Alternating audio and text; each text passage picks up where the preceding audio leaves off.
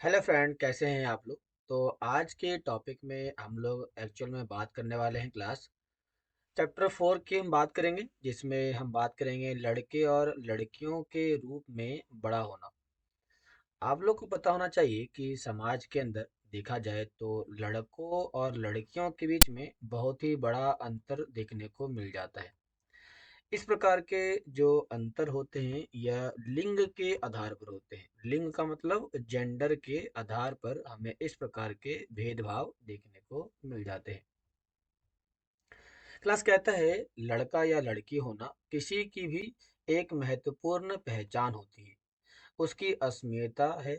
जिस समाज के बीच हम बड़े होते हैं वह हमें सिखाता है कि लड़के और लड़कियों का कैसा व्यवहार स्वीकार करने योग्य है। मतलब ये हुआ कि हमारे समाज के अंदर देखा जाए तो बॉय और गर्ल्स के लिए, दोनों के लिए जो व्यवहार है, उनका जो बिहेवियर है, इनके बिहेवियर अलग अलग होते हैं। और ये समाज के उन्हीं बिहेवियरों को स्वीकार भी करता है। उन्हें क्या करना चाहिए और क्या नहीं करना चाहिए, ये भी हमारे समाज के द्वारा ही डिसाइड किया जाता है। और हमारा समाज मांग करता है, डिमांड करता है कि जो हमारे समाज ने बनाया है आप भी उन्हें मानने का काम करें। हम प्रायः यही सोचते हुए बड़े होते हैं कि ये बातें सब जगह बिल्कुल एक जैसी है, लेकिन ऐसा नहीं है। आप लोग को पता होना चाहिए कि ये इंडिया के अलग अलग सोसाइटी में इस प्रकार की विचारधारा अलग है, तो वर्ल्ड के अलग अलग कंट्री के अंदर इस प्रकार की विचारधारा भी अलग है। मतलब ये हुआ कि एक लड़का और एक लड़की के बीच के अंदर जो डिफरेंस है वह डिफरेंस लोगों की सोच पर डिपेंड करता है, ना कि उनके जन्म के लिंग के ऊपर डिपेंड करता है। कहता है परंतु क्या सभी समाजों में लड़के और लड़कियों के प्रति एक जैसा ही नजरिया होता है? क्या नहीं होता है। हमारे इंडिया के नॉर्थ पार्ट में देखा जाए या साउथ पार्ट में देखा जाए तो दोनों ही क्षेत्र में लड़के और लड़कियों का नजरिया अलग अलग होता है। इस पार्ट में हम इसी प्रश्न का उत्तर जानने की कोशिश करेंगे। हम ये भी देखेंगे कि लड़के और लड़कियों को दी जाने वाली अलग-अलग भूमिका उन्हें भविष्य में स्त्री और पुरुषों की भूमिका के लिए कैसे तैयार करती है, इसके ऊपर भी आज हम बात करेंगे। इसमें कहता है कि इस पाठ में हम देखेंगे कि अधिकांश समाज पुरुष और स्त्रियों को अलग-अलग प्रकार से महत्व देते हैं। वास्तव में सही है, क्योंकि यदि आप नॉर्थ के कुछ स्टेट जैसे कि आपका हरियाणा हो गया, यूपी हो गया, बिहार हो गया, ऐसे कुछ राज्य में देखेंगे तो यहाँ पर महिलाओं का जो डोमिनेंस है, महिलाओं का जो समाज में व्यवहार है वो अलग अलग होता है। लेकिन यदि साउथ की बात करते हैं तो केरला हो गया, कर्नाटका हो गया, तमिलनाडु हो गया, इसके साथ साथ यहाँ के कुछ और भी स्टेट जैसे कि आंध्र प्रदेश हो गया, ऐसे राज्यों में महिलाओं के साथ होने वाले जो सामाजिक भेदभाव होते हैं वो अलग होते हैं। मतलब ये हुआ कि हमारे भारत के अंदर, समाज के अंदर जो लिंग के ऊपर डिस्क्रिमिनेशन देखने को मिलता है वो अलग अलग होता है। कहता है स्त्रियां जिन भूमिकाओं का निर्वहन करती है उन्हें पुरुषों के द्वारा निर्वाह की जाने वाली भूमिकाओं और कार्य से कम महत्व दिया जाता है। मतलब ये हुआ कि महिलाओं का महत्व समाज में कम होता है और पुरुषों का समाज में महत्व क्या होता है तो ज्यादा होता है। तो ये कम होते हैं और ये ज्यादा होते हैं। इस पार्ट में हम ये भी देखेंगे कि स्त्री और पुरुषों के बीच काम के क्षेत्र में असमानताएं कैसे उभर के सामने आती है।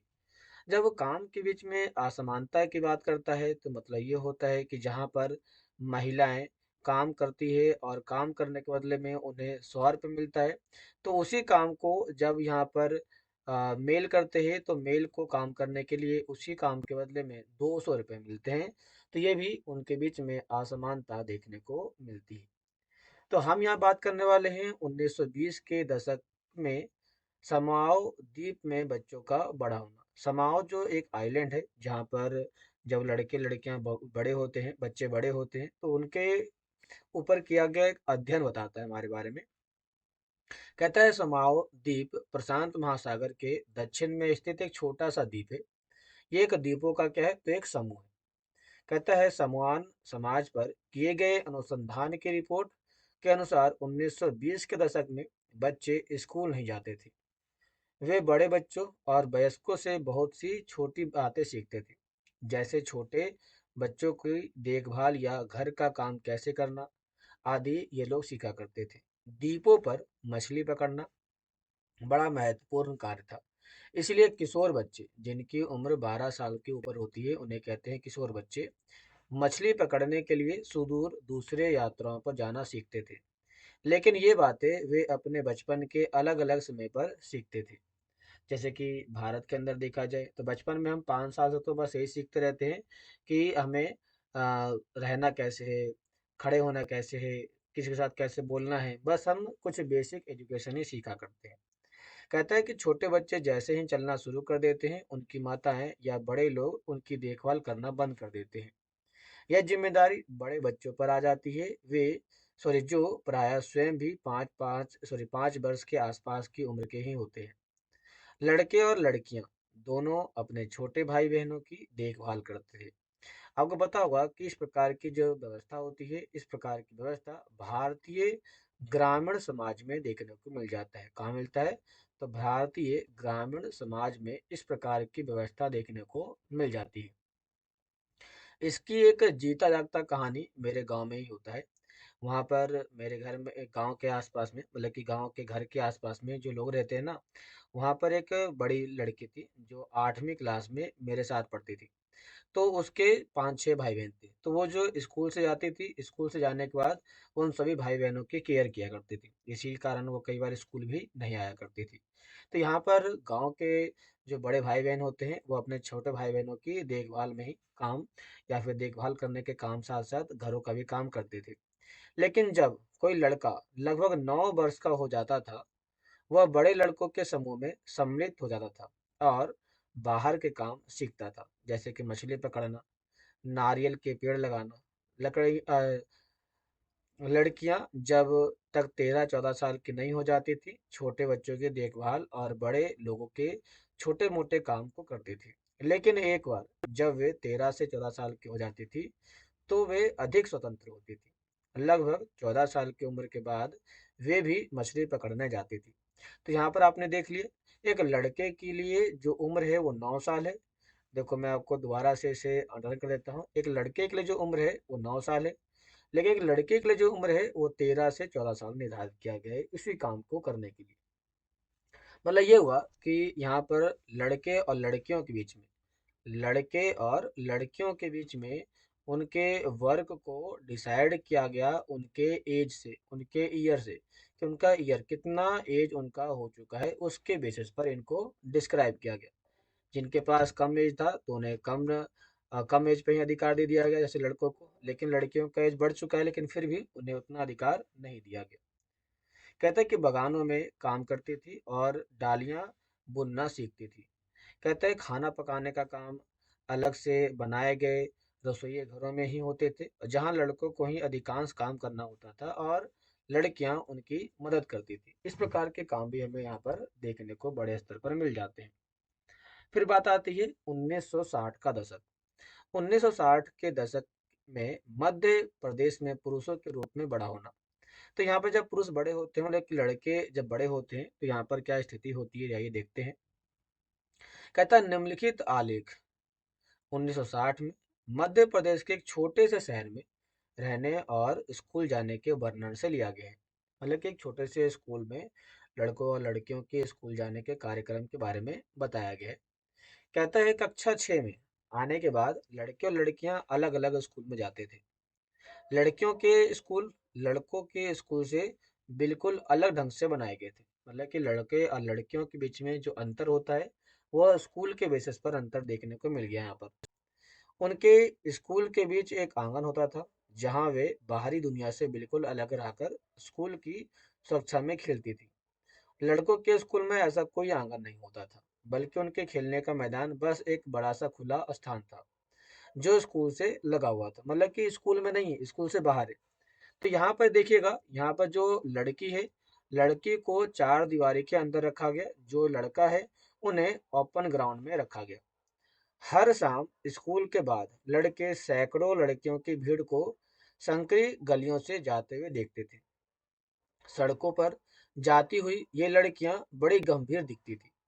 ये बात लड़कों से अलग थी, जो सड़कों को अनेक कामों के लिए उपयोग करते थे, जैसे यूं ही खड़े खड़े, खाली समय बिताने के लिए, दौड़ने और खेलने के लिए, साइकिल चलाने के लिए, कर्तव्यों को आजमाने के लिए, डिफरेंट टाइप के काम के लिए सड़कों का गलियों का इस्तेमाल करते थे।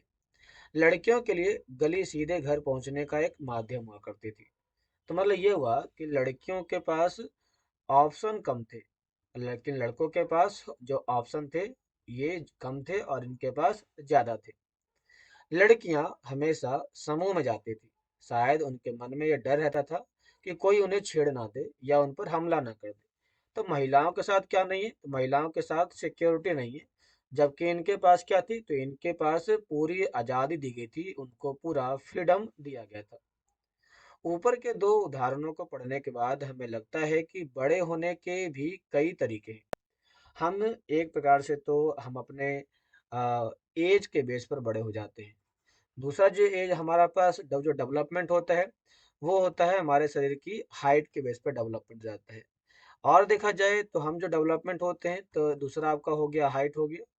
तीसरा हमारी होती है सोच, हमारे जो विचार होता है उसके बेसिस पर भी हम विकास कर पाते हैं।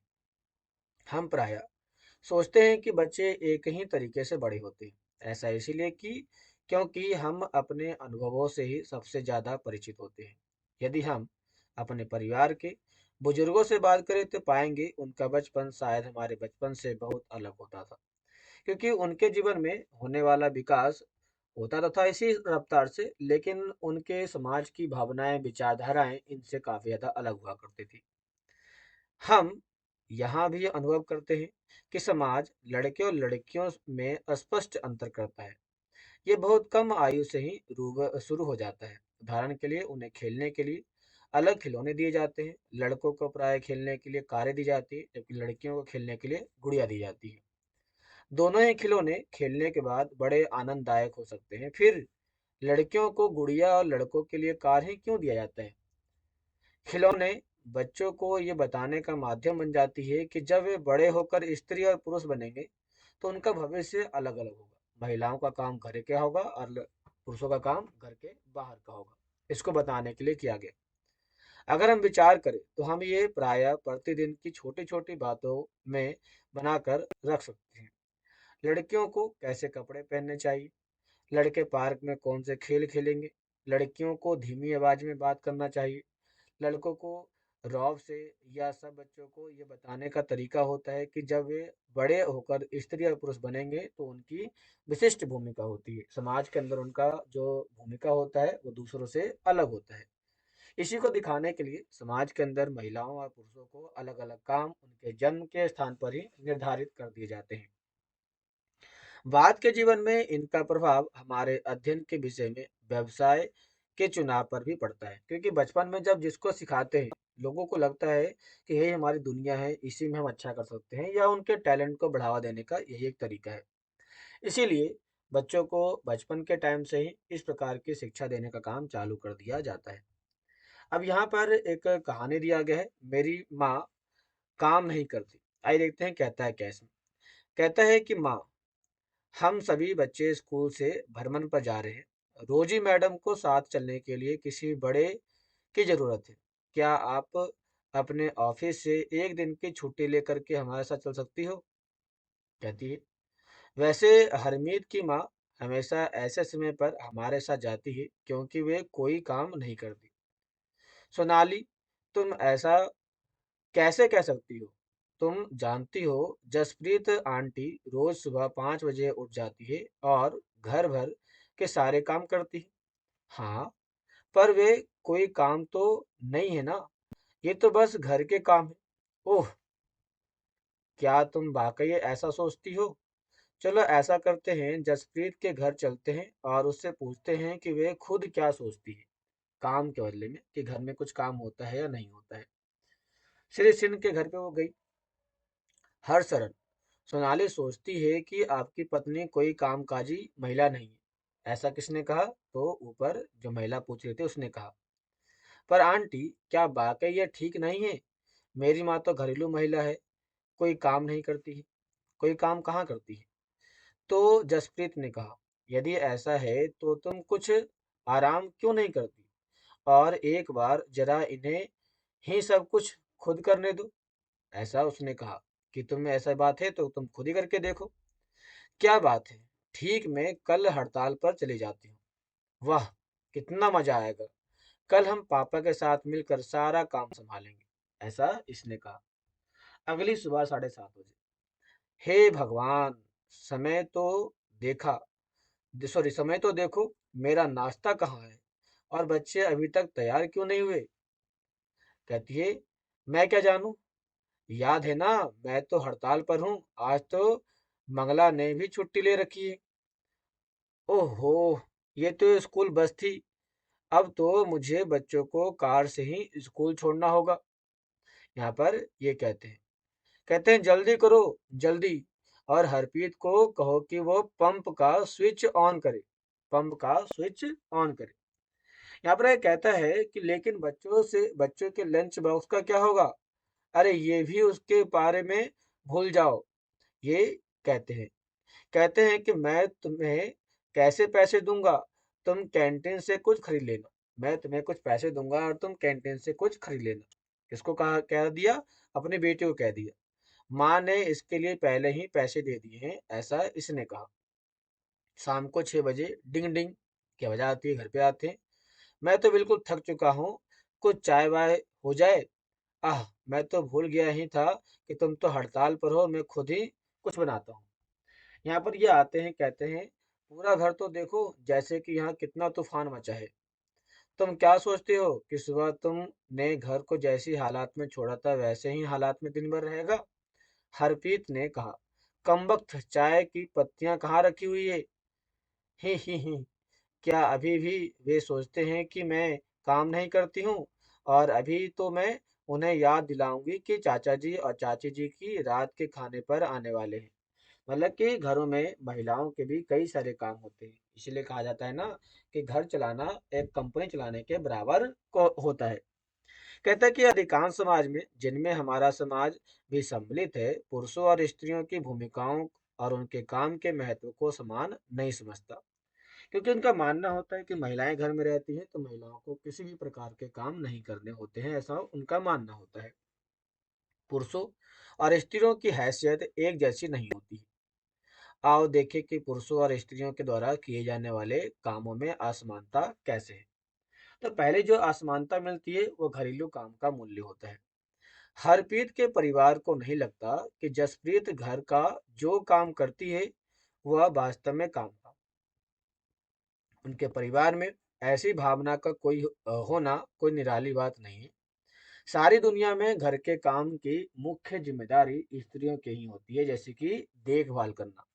तो महिलाएं कौन कौन सी काम करती है, तो देखभाल का काम करती है, परिवार का ध्यान रखती है, विशेषकर बच्चों की, बुजुर्गों की और बीमारियों की भी ध्यान रखती है। जैसा हमने देखा, घर के अंदर किए जाने वाले कार्यों को महत्वपूर्ण नहीं समझा जाता है। मान लिया जाए कि वे तो स्त्रियों के स्वाभाविक कार्य हैं, इसलिए उनके लिए पैसे देने की कोई जरूरत नहीं है। समाज इन्हीं कार्यों को अधिक महत्व नहीं देता। लेकिन यदि ऐसी ही महिलाएं किसी फैक्ट्री में जाती है काम करने के लिए, तो उन्हें इसी काम के लिए काफी ऊंची तनख्वाह दी जाती है। लगभग 10,000 के आसपास शहरों में इनकी तनख्वाह डिसाइड की जाती है। कहता घर पर कार्य करने वालों का जीवन, जो घर में काम करते हैं उनका जीवन किस प्रकार से होता है। कहता है उपयुक्त कहानी में केवल हरप्रीत की माँ ही घर के काम नहीं करती, काफी सारा काम मंगला करती थी, जो उनके घरेलू काम में मदद करने के लिए लगाई गई थी। जिसे हम कहते हैं क्या, जिसे हम कहते हैं नौकरानी कहते हैं। तो नौकरानी को भी घर पे काम करने के लिए लगाया गया था। बहुत से घरों में, विशेषकर शहरों और नगरों में, लोगों को घरेलू काम के लिए लगा लिया जाता था। वे बहुत काम करते हैं, झाड़ू लगाना काम करते हैं, सफाई का काम करते हैं, कपड़े धोते हैं, बर्तन धोते हैं, खाना बनाते हैं, छोटे बच्चों की देखभाल करते हैं, बुजुर्गों की देखभाल करते हैं। ऐसे कई सारे काम जो होते हैं वो घर के नौकरानी या फिर महिलाओं का काम देखने को मिल जाता है यहाँ पर। तो यहाँ पर महिलाओं के कई सारे काम होते हैं। घर का काम करने वाली अधिकांश स्त्रियां होती है। कभी कभी इन कार्यों को करने के लिए छोटे लड़के या लड़कियों को काम पर रख लिया जाता है। घरेलू काम का अधिक महत्व नहीं है, इसीलिए इन्हें मजदूरी भी कम दी जाती है। घरेलू काम करने वालों का दिन सुबह 5 बजे से शुरू होता है और रात को 12 बजे तक चलता रहता है। मतलब कि इनके जो टाइम पीरियड होते हैं वो 5 से 12 होता है और ये मॉर्निंग में होता है, जबकि ये नाइट में होता है।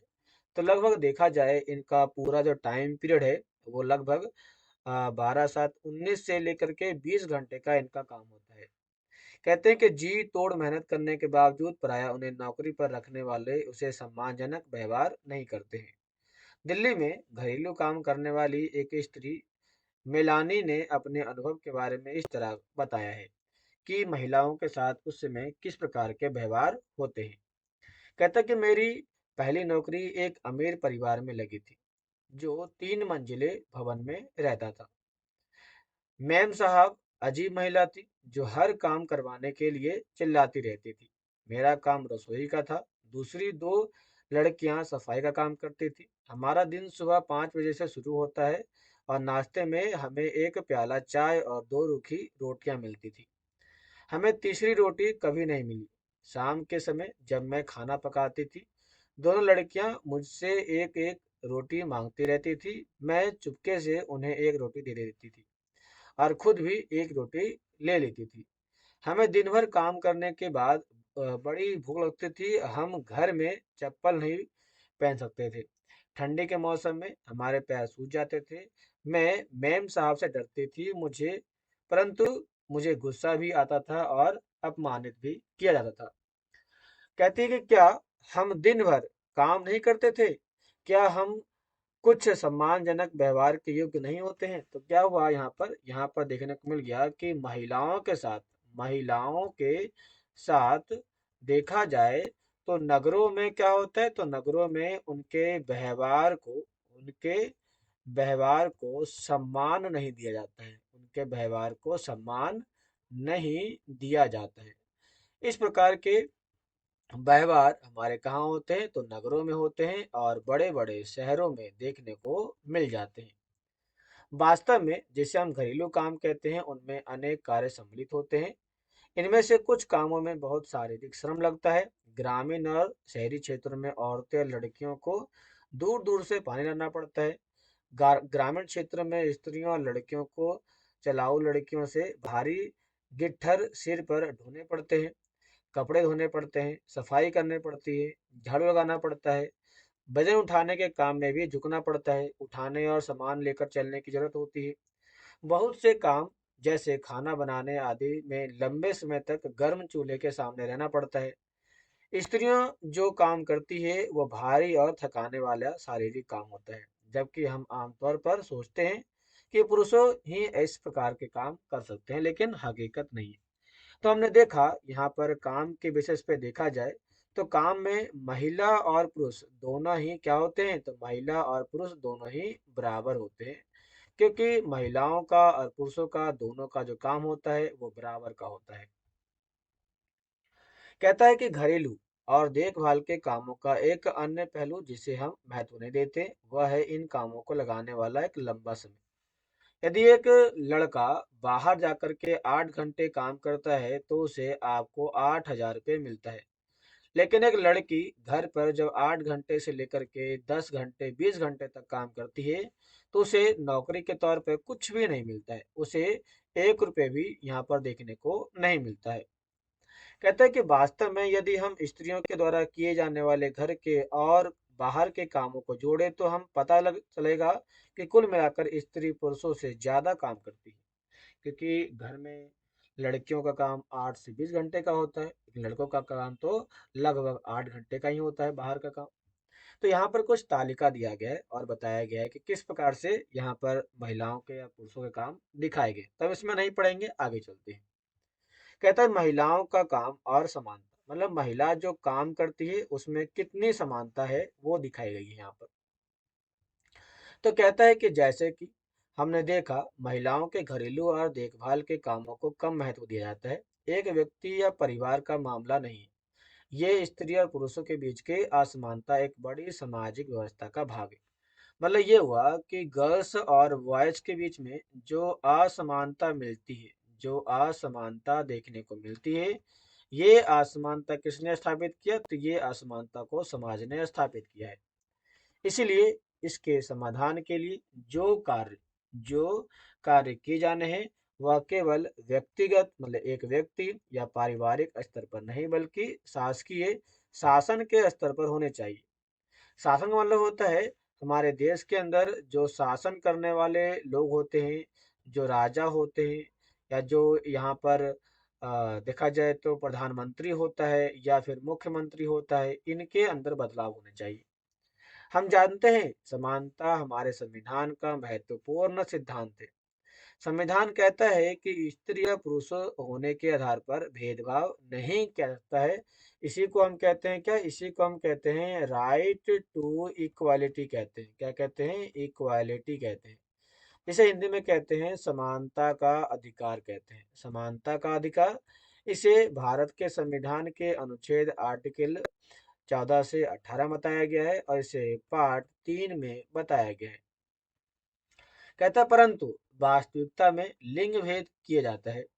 लिंग के आधार पर भेदभाव होते हैं। सरकार इसके कारणों को समझने के लिए और इस स्थिति का सकारात्मक निदान ढूंढने के लिए वचनबद्ध है।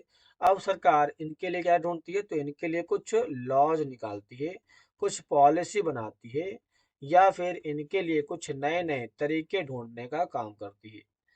कहता है कि उदाहरण के लिए सरकार जानती है कि बच्चों की देखभाल और घर के काम का बोझ महिलाओं और लड़कियों पर पड़ता है। स्वाभाविक रूप से इसका असर लड़कियों के स्कूल पर भी देखने को मिलता है। इससे ही निश्चित होता है कि क्या महिलाएं घर के काम कर सकेगी, यदि करेगी तो किस प्रकार का काम या कार्य क्षेत्र चुनेगी। देश के कई गांवों में शासन ने आंगनवाड़ी और बाल बाड़ियाँ खोली है। बालवाड़ियाँ क्या होती है और आंगनवाड़ी क्या होती है? तो आंगनवाड़ी और बालवाड़ियाँ जो होती है, वह छोटे बच्चों के विकास के लिए खोले जाते हैं। छोटे बच्चों को पढ़ाने के लिए या विकास के लिए खोले जाते हैं। शासन ने एक कानून बनाया है जिसके तहत यदि किसी संस्था में महिला कर्मचारियों की संख्या 30 है, ध्यान देना यहाँ पर, हमारे पास एक संस्था है, इसमें 30 महिलाएं काम कर रही है। यहाँ पर 30 महिलाएं काम कर रही है। तो 30 महिलाएं यदि काम करती है तो हमें उन्हें वैधानिक रूप से बालवाड़ी का मतलब होता है हमें यहाँ पर लीगल तरीके से एक संस्था बनानी पड़ेगी। क्या बनानी पड़ेगी? संस्था बनानी पड़ेगी। और इसी संस्था को हम कहते हैं क्या? इसी संस्था को कहते हैं बाल बाड़ी कहते हैं। बाल बाड़ी कहते हैं। बालवाड़ी की व्यवस्था होने से बहुत सी महिलाओं को घर से बाहर जाकर के काम करने की सुविधा मिलती है। इससे बहुत सी लड़कियों का स्कूल जाना भी संभव हो जाता है। अब महिलाओं को इससे कई सारे फायदे देखने को मिल जाते हैं। क्लास इसी में हमने जो आज के टॉपिक देखा उससे संबंधित ये सारे क्वेश्चन आपके बन जाएंगे। तो आज के टॉपिक में महिलाओं के साथ होने वाले विभिन्न प्रकार के भेदभाव के बारे में विस्तार से हमने बात किया। यह आपको कैसा लगा जरूर बताइए और वीडियो को लाइक से सब्सक्राइब जरूर करें। तो आज के लिए इतना ही, मिलते हैं नेक्स्ट क्लास में, तब तक के लिए धन्यवाद क्लास।